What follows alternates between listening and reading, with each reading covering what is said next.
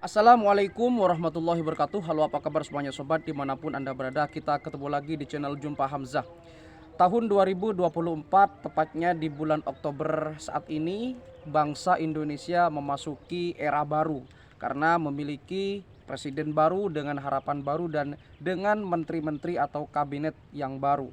Kabinet ini dinamakan Kabinet Merah Putih, yang mana kabinet ini diharapkan mampu untuk mengubah harapan dan tentunya memberi nuansa baru dalam keberlangsungan pemerintahan Bapak Prabowo dan Mas Raka selama 5 tahun ke depan.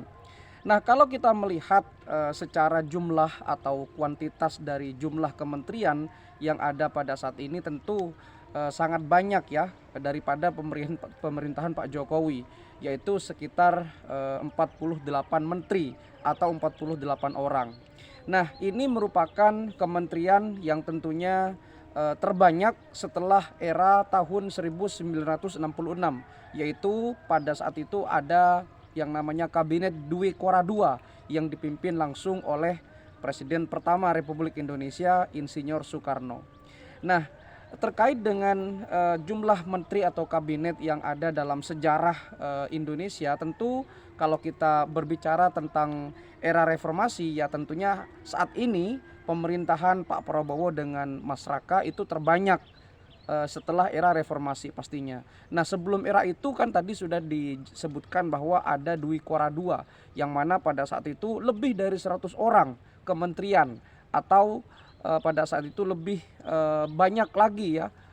Mungkin itu tidak akan pernah terulang lagi. Dan pertanyaannya, kenapa bisa seperti itu dan apa alasan Presiden Soekarno membentuk kementerian lebih dari 100 orang dan bahkan ini merupakan terbanyak sepanjang sejarah negara Republik Indonesia. Ini yang akan kita coba kaji dan kita coba bahas.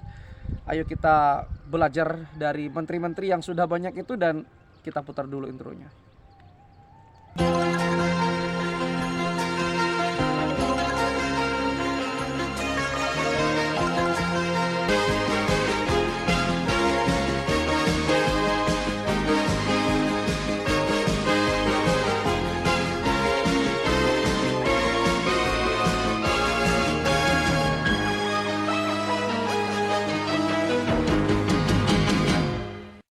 Apa yang disebut dengan kabinet? Ternyata kabinet berasal dari bahasa Belanda yang memiliki pelafalan yang sama, yaitu juga kabinet.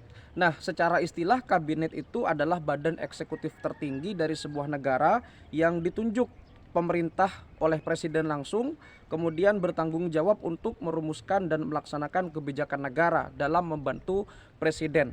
Nah, itulah yang disebut dengan kabinet.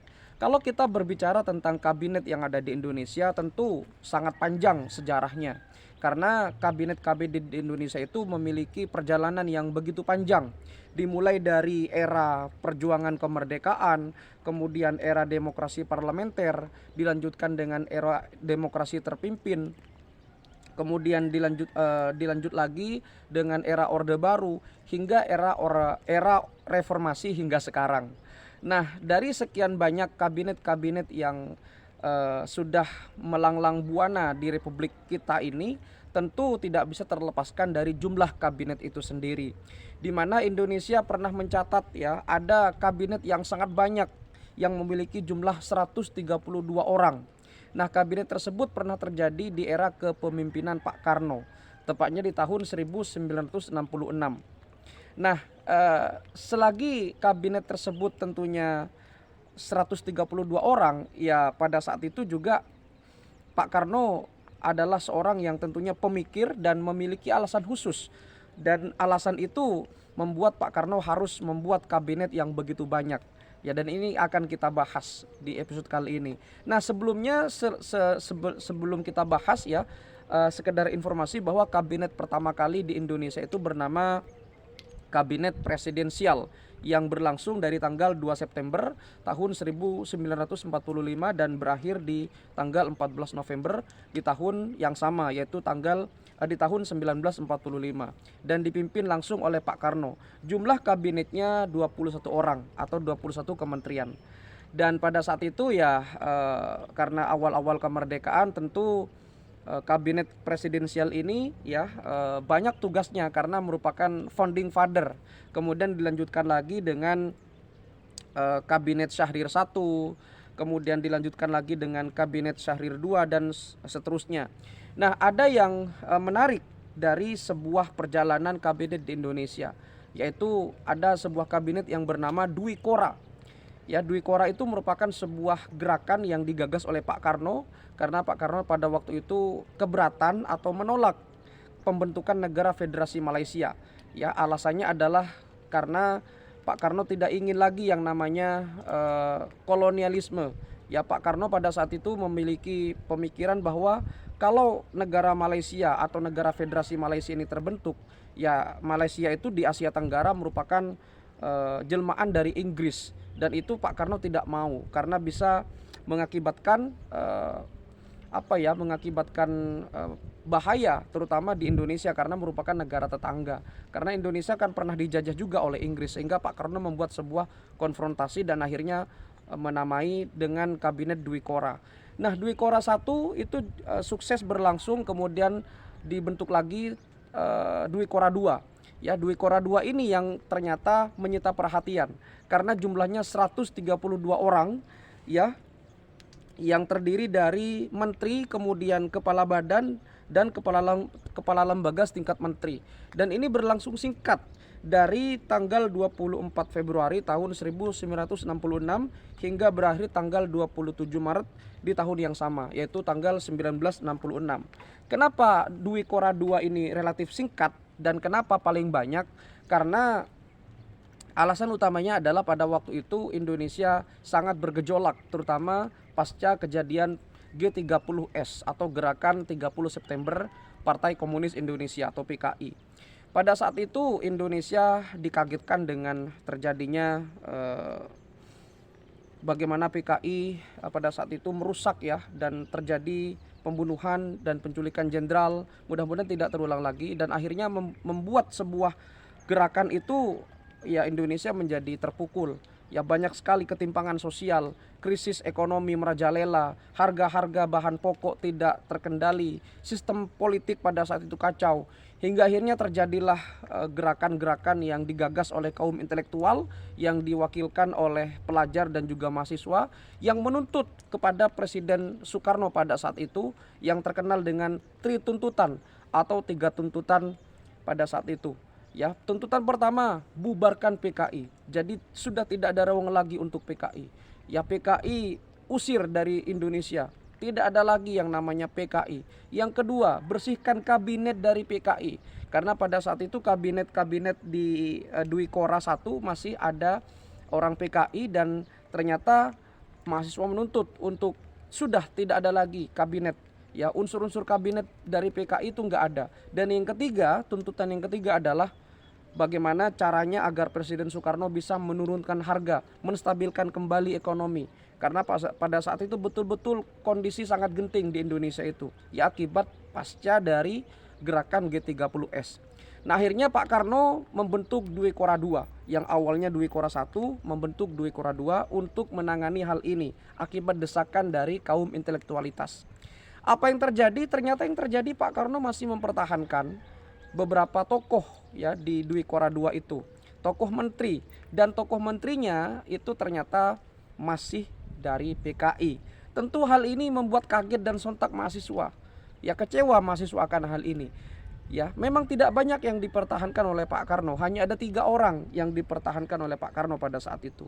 Ya, dari golongan PKI. Pertama ada Subijo, kemudian ada Surahman, dan ada Surya Dharma.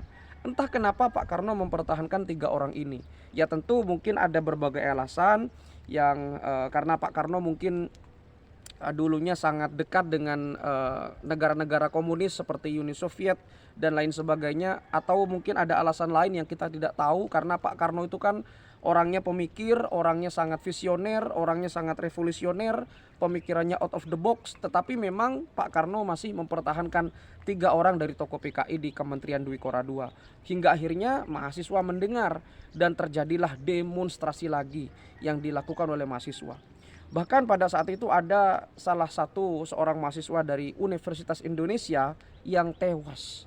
Ya, beliau bernama Arif Rahman Hakim. Ternyata dia tewas tertembak oleh salah satu pasukan pengaman presiden ya bernama Cakrabirawa pada saat itu. Ya, kita tahu sendiri pasukan Cakrabirawa itu kan adalah pasukan yang juga terlibat kepada gerakan G30S yang menangkap atau menculik jenderal, dan ini juga terjadi kepada demonstrasi yang dilakukan mahasiswa ketika mahasiswa kecewa kenapa Pak Karno masih mempertahankan 3 tokoh dari PKI itu, hingga akhirnya terjadilah pembunuhan itu. Ya, mungkin ini adalah sebuah hal yang entah ini kebetulan atau tidak, tetapi kok bisa ya ya Cakrabirawa itu kan terlibat langsung terhadap penculikan jenderal. Entah kenapa Cakrabirawa juga masih bertahan di situ. Artinya kenapa tidak dibubarkan saja pada saat itu? Artinya kan Cakrabirawa ini kan juga ya bagian dari PKI sebagian ya. Tapi kenapa kok masih bertahan, dan Pak Karno juga masih berani untuk mempertahankan 3 orang PKI itu di kabinet Dwi Kora II. Ya, memang sih kabinet Dwi Kora II ini merupakan kabinet terbanyak, tetapi juga sekaligus terpendek umurnya. Ya, apakah itu bisa mengubah pada saat itu, ya silakan Anda nilai sendiri. Tetapi entah kenapa Pak Karno itu masih berani untuk ya mempertahankan PKI. Nah, kemudian di era Pak Prabowo ini ya dengan wakilnya Mas Gibran, ya 48 kementerian atau 48 orang ini mudah-mudahan bisa mengubah citra Indonesia menjadi lebih baik lagi, dan ini merupakan nomor 2 terbanyak ya sepanjang sejarah tahun 1966, dan ini terjadi lagi di tahun 2024 di kabinet merah putih. Ya, mudah-mudahan ini membawa angin segar dan perubahan untuk negara Republik Indonesia. Sekali lagi saya ucapkan terima kasih ya kepada Bapak Presiden Jokowi yang sudah bertugas ya, dan selamat bertugas kepada Pak Prabowo dan wakilnya Mas Gibran. Kami selaku warga Indonesia sangat berharap perubahan yang signifikan terutama di bidang lapangan pekerjaan ya, terutama Gen Z.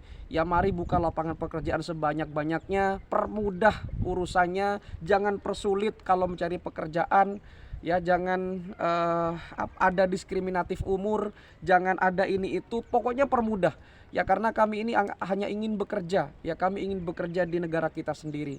Dan ya harapan kami juga, mari harga-harga itu jangan dinaikkan lagi, minimal sama, kalau bisa diturunkan. Hanya itu permintaan kami. Sekali lagi sangat selamat bertugas, ya mudah-mudahan membawa angin segar, dan mudah-mudahan Indonesia kembali menjadi macan Asia.